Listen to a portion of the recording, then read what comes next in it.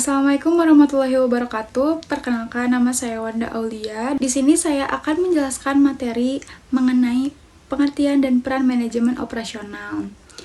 Manajemen operasional adalah proses merencanakan, mengorganisasi, mengarahkan, mengendalikan aktivitas produksi agar input meliputi bahan baku, tenaga kerja, mesin, dan modal dapat diubah menjadi output yang bernilai seperti barang atau jasa.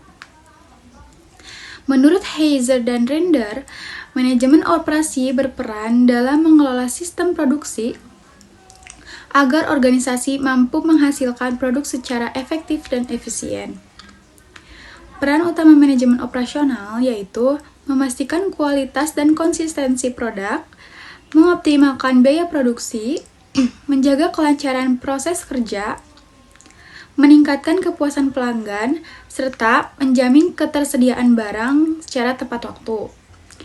Peran manajemen operasional pada konveksi di mode yaitu konveksi mengalami superorderan dan persaingan produk impor sehingga perusahaan membutuhkan sistem produksi dan pemasaran yang lebih efektif dan efisien untuk bertahan. Lalu yang selanjutnya, menentukan lokasi produksi. Menentukan lokasi produksi melibatkan analisis faktor kunci seperti kedekatan dengan pasar, yaitu konsumen dan bahan baku, ketersediaan infrastruktur seperti jalan, listrik, air, aksesibilitas tenaga kerja yang terampil, biaya lahan, serta pertimbangan hukum, pajak, dan potensi ekspansi dengan tujuan menekan biaya operasional dan logistik serta memaksimalkan efisiensi produk dan layanan pelanggan.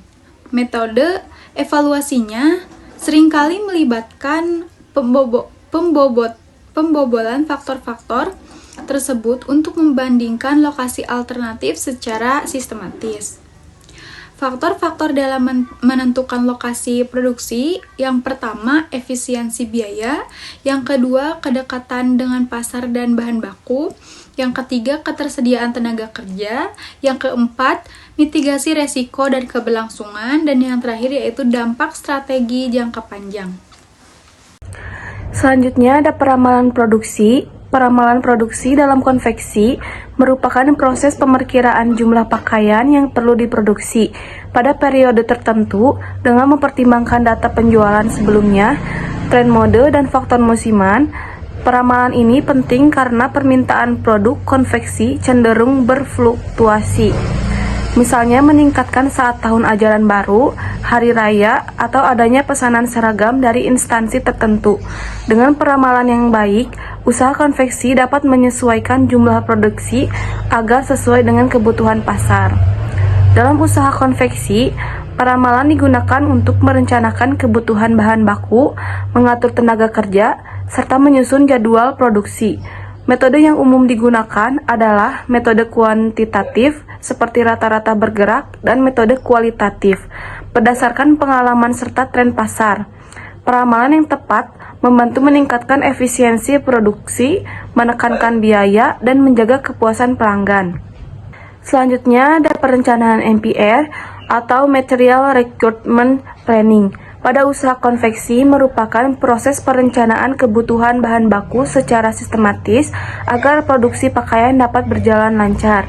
MPR digunakan untuk menentukan jenis, jumlah, dan waktu pengadaan bahan baku seperti kain, benang, kancing, resleting, dan aksesoris lainnya berdasarkan rencana produksi yang telah ditetapkan.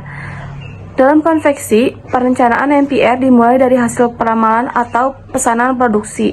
Kemudian diterjemahkan ke dalam kebutuhan bahan baku melalui daftar komposisi produk atau bill of material. Misalnya, satu kaos membutuhkan sejumlah tertentu kain dan benang, sehingga jumlah produksi akan langsung menentukan total kebutuhan bahan.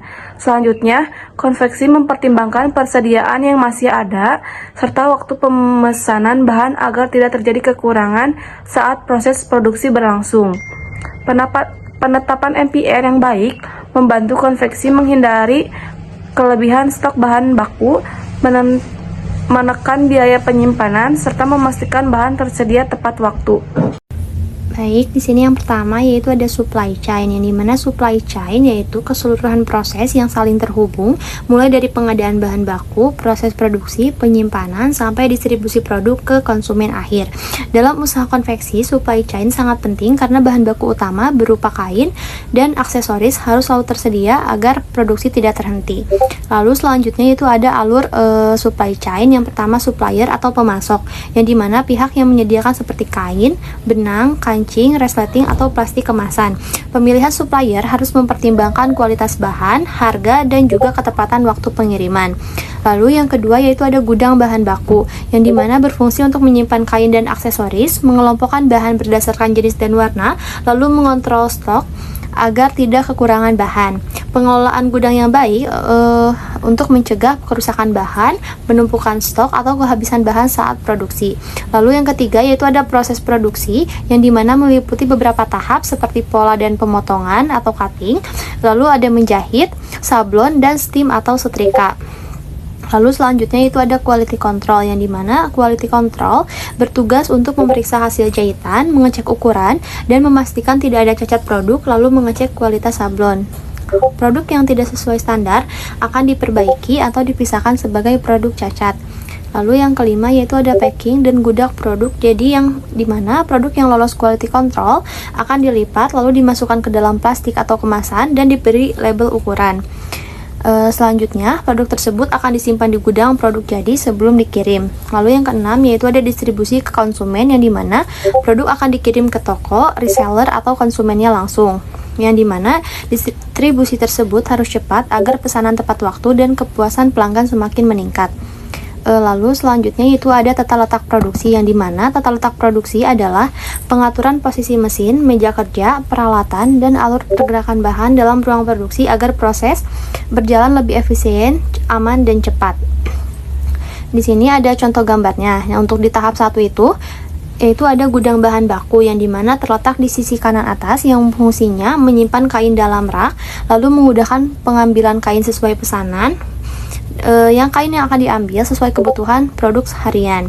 Yang kedua yaitu ada pola dan cutting, yang dimana setelah dari gudang kain dibawa ke meja pola atau area pemotongan kain. Kegiatan yang dilakukan yaitu menentukan ukuran baju, menyusun pola di atas kain, dan memotong kain sesuai pola.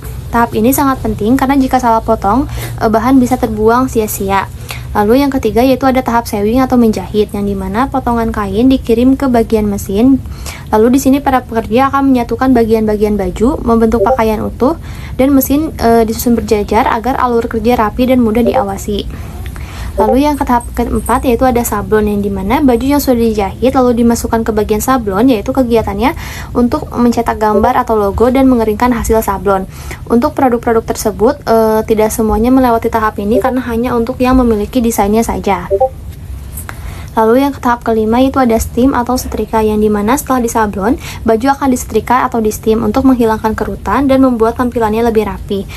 Lalu yang keenam yaitu ada quality control, yang dimana produk diperiksa oleh bagian quality control. Nah, untuk yang diceknya itu ada seperti jahitan lepas, noda kain, atau ada cacat sablon. Produk yang tidak lolos akan diperbaiki atau dipisahkan. Lalu yang ke tahap ketujuh yaitu ada packing, yang dimana produk yang lolos quality control akan dilipat lalu dimasukkan ke dalam plastik dan diberi label ukuran. Packing dilakukan dekat gudang produk jadi supaya lebih efisien. Dan yang tahap ke-8 yaitu ada gudang produk jadi, yang dimana produk yang sudah dikemas atau disimpan sementara sebelum dikirim akan disimpan dulu di situ untuk mengelompokkan pesanan atau menunggu jadwal pengiriman. Penjelasan setiap tahap produksi. Yang pertama ada pemesanan. Pada tahap ini, konsumen menyampaikan kebutuhan produk seperti jenis pakaian, contohnya kaos, kemeja, jaket, dan lain-lain, jumlah pemesanan, ukuran, contoh S, M, L, atau XL, warna dan desain, batas waktu, dan pengerjaan. Fungsi dari tahap ini sebagai dasar seluruh proses produksi agar tidak terjadi kesalahan spesifikasi. Yang kedua, ada perencanaan produksi. Perusahaan melakukan penyusunan jadwal produksi, pembagian tugas tenaga kerja, perhitungan waktu pengerjaan, estimasi biaya produk, fungsinya agar menghindari keterlambatan dan memastikan produk berjalan sesuai efisien. Yang ketiga ada pengadaan bahan baku. Bahan yang disiapkan meliputi kain, benang, kancing atau resleting, label atau aksesoris lain. Fungsinya agar menjamin bahan sesuai standar agar produk akhir berkualitas. Sebelum digunakan, bahan dicek kualitasnya seperti warna, tekstur, kain, dan lain-lain. Yang keempat ada pembuatan pola. Pola dibuat berdasarkan desain dan ukuran. Pola badan, pola lengan, dan pola kerah. Pola bisa dibuat manual atau dengan software desain. Fungsinya agar sebagai pedoman agar bentuk dan ukuran menjadi seragam. Yang kelima ada pemotongan kain. Kain dipotong mengikuti pola yang telah dibuat, dilakukan secara manual atau menggunakan mesin potong, disesuaikan dengan jumlah produksi. Fungsinya agar menghasilkan potongan kain presisi dan meminimalkan limbah. Yang keenam ada penjahitan. Potongan dan kain disatukan, jahit badan utama, jahit lengan, lalu pasang kerah. Biasanya dilakukan oleh beberapa penjahit sesuai dengan keahliannya. Fungsinya agar mengubah bahan mentah menjadi bentuk pakaian jadi. Yang ketujuh ada finishing, tahap penyempurnaan produk. Ada pemasangan kancing atau resleting, bordir atau sablon, disetrika lalu dibersihkan sisa-sisa benangnya. Fungsinya agar meningkatkan kerapihan dan nilai estetika produk. Yang kedelapan ada quality control. Produk diperiksa dari segi kerapihan kejahitan, ukuran, kebersihan, dan kesesuaian dengan pesanan. Produk cacat akan diperbaiki atau dipisahkan. Fungsinya menjamin produk layak jual dan memuaskan pelanggan. Dan yang terakhir ada pengemasan. Produk yang lolos quality control dilipat rapi, dimasukkan ke plastik atau dikemas khusus, diberi label atau kode produksi. Fungsinya agar melindungi produk saat menyimpan dan distribusi. Dan selanjutnya ada tahap pengiriman. Produk dikirim ke konsumen langsung atau toko dan distributor, disertai nota dan data pengiriman. Fungsinya agar memastikan produk sampai tepat waktu dan dalam kondisi baik. Nah, dari proses kerja produksi konveksi terdiri dari beberapa tahapan yang saling berkaitan, mulai dari pemesanan hingga pengiriman. Pengendalian pada setiap tahap sangat penting untuk menghasilkan produk yang berkualitas, efisien, dan sesuai dengan kebutuhan pelanggan. Jadi pada slide ini saya akan menjelaskan tentang analisis data. Jadi analisis data itu adalah proses mengolah dan menafsirkan data untuk membantu manajemen operasi dalam pengambilan keputusan, peningkatan kualitas, dan juga efisiensi produk. Lalu analisis data ini dibagi menjadi dua, yaitu analisis data kualitatif dan juga analisis data kuantitatif. Analisis data kualitatif adalah analisis data non-angka yang bersifat deskriptif dan menjelaskan kondisi perilaku atau persepsi. Adapun sumber yang diperoleh oleh analisis data kualitatif ini yaitu berupa wawancara, observasi proses produksi, keluhan dan saran pelanggan, dan juga catatan hasil inspeksi. Lalu adapun data kuantitatif. Jadi analisis data kuantitatif ini adalah analisis data berupa angka yang dapat diukur dan dihitung secara statistik. Adapun sumber yang diperoleh data kuantitatif yaitu berupa jumlah produksi harian, jumlah produk cacat, waktu proses produksi, dan juga biaya operasional. Selanjutnya ada diagram penyebab masalah, yaitu dibagi menjadi 3, yaitu diagram Pareto, diagram Fishbone, dan juga diagram histogram. Diagram Pareto adalah alat analisis yang menunjukkan bahwa sebagian besar masalah biasanya disebabkan oleh sedikit faktor utama. Tujuan dari diagram Pareto ini yaitu penggunaannya adalah menentukan masalah yang paling dominan. Lalu ada diagram Fishbone, yaitu digunakan untuk menelusuri akar penyebab suatu masalah secara sistematis.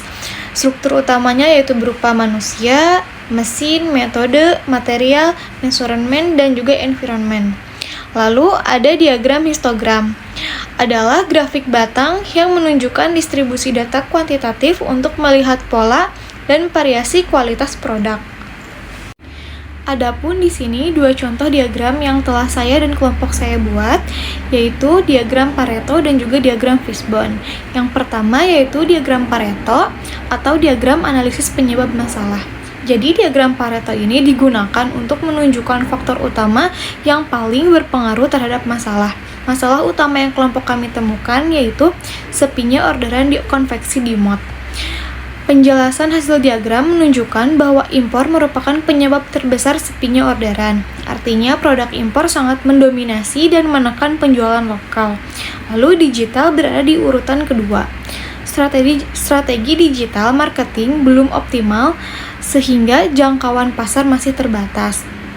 Lalu ada komunikasi. Jadi informasi ke pelanggan kurang efektif atau lambat.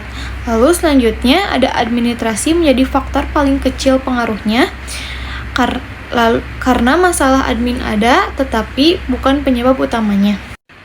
Lalu yang kedua ada diagram fishbone. Jadi diagram fishbone ini digunakan untuk mengidentifikasi akar penyebab masalah secara menyeluruh dari berbagai aspek. Masalah utamanya di sini yaitu sepi orderan. Yang pertama, penyebabnya dikategorikan berdasarkan yang pertama ada manusia. Jadi di konveksi di mod ini keahlian digital marketingnya masih rendah dan juga ketergantungan pada pelanggan lama. Lalu yang kedua ada metode. Metode yang dilakukan oleh konveksi di mod masih menggunakan sistem pemasaran manual. Belum ada katalog secara otomatis juga sehingga proses pemasaran tidak efisien.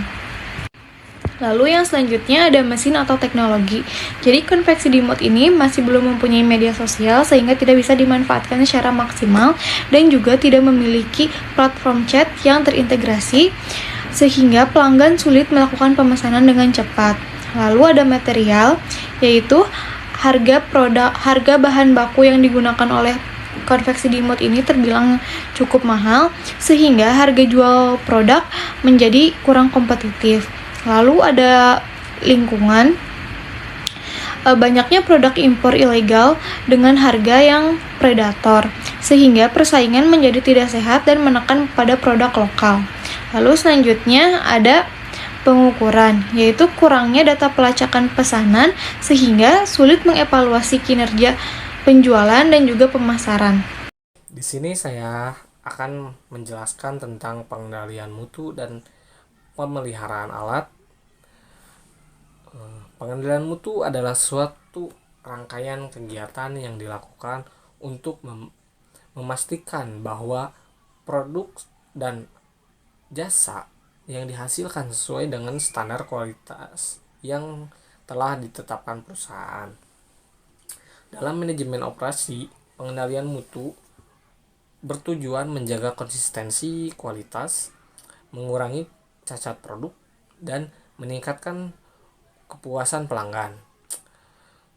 Tujuan pengendalian mutu ini juga menjamin proses sesuai dengan spesifikasi dan standar, mengurangi tingkat kerusakan atau cacat produk, menentukan biaya produksi akibat produk gagal, meningkatkan efisiensi proses produksi, dan meningkatkan kepercayaan dan kepuasan pelanggan. Berikut juga ada jenis-jenis pengendalian mutu. Yang pertama ada pengendalian mutu bahan baku, yaitu memastikan bahan baku yang digunakan memenuhi standar sebelum masuk ke dalam proses produksi. Dan yang kedua, pengendalian mutu proses, yang mana ini dilakukan selama proses produksi untuk mencegah kesalahan sejak dini. Dan yang ketiga, pengendalian mutu produk akhir. Ini memastikan produk setelah proses produksi sebelum dipasarkan. Dan di sini juga ada beberapa metode pengendalian mutu. Yang pertama ada inspeksi dan pemeriksaan. Yang kedua statistical quality control atau SQC. Yang ketiga penggunaan standar operasional prosedur atau SOP. Yang keempat ada quality assurance atau QI. Yang kelima ada total quality management atau TQM. Selanjutnya ada manfaat pengendalian mutu. Ini sangat bermanfaat untuk mengurangi komplain pelanggan, meningkatkan daya saing perusahaan, dan menciptakan proses produk yang stabil dan terkontrol. Selanjutnya ada pengendalian alat atau maintenance. Dalam maintenance ini kegiatannya menjaga dan merawat mesin atau peralatan produksi agar tetap berfungsi dengan baik dan siap digunakan selama proses produksi. Pemeliharaan alat ini sangat penting dalam manajemen operasi untuk menjamin kelancaran suatu proses produksi. Bertujuannya pemeliharaan alat ini memperpanjang umur mesin dan peralatan, mencegah kerusakan mendadak, mengurangi downtime produksi, menjaga keselamatan kerja juga, menjamin kualitas hasil produksi. Dan ada jenis-jenis pemeliharaan alatnya, yaitu ada 4. Yang pertama ada preventive maintenance atau perawatan yang dilakukan secara rutin dan terjadwal untuk mencegah kerusakan ini. Biasanya dilakukan setiap hari, seminggu ataupun sebulan. Dan yang kedua ada corrective maintenance atau perbaikan yang dilakukan setelah terjadinya kerusakan.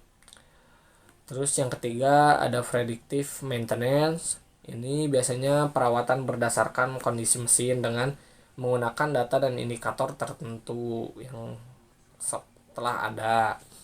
Dan yang keempat ada breakdown maintenance atau perbaikan setelah mesin benar-benar rusak atau tidak direncanakan. Dan di sini juga ada kegiatan pemeliharaan alatnya. Yang pertama ada pembersihan mesin, pelumasan komponen dalam mesin, pemeriksaan rutin, pengendalian suhu cadang, penggantian suku cadang, dan kalibrasi alat. Dan manfaat pemeliharaan alat ini, proses produksi agar berjalan dengan lancar, mengurangi biaya perbaikan yang akan besar akibat kerusakan yang bisa saja dialaminya cukup besar, dan meningkatkan produktivitas dalam produksi, mengurangi risiko kecelakaan kerja, dan menjaga kualitas produk juga. Hubungan pengendalian mutu dan pemeliharaan alat ini saling berkaitan ya dalam manajemen operasi. Mesin yang terawat dengan baik akan menghasilkan produk yang berkualitas. Sementara pengendalian mutu dapat mendeteksi masalah yang disebabkan oleh kerusakan alat, maka keduanya berperan penting dalam mencapai efisiensi operasional dan keberhasilan perusahaan.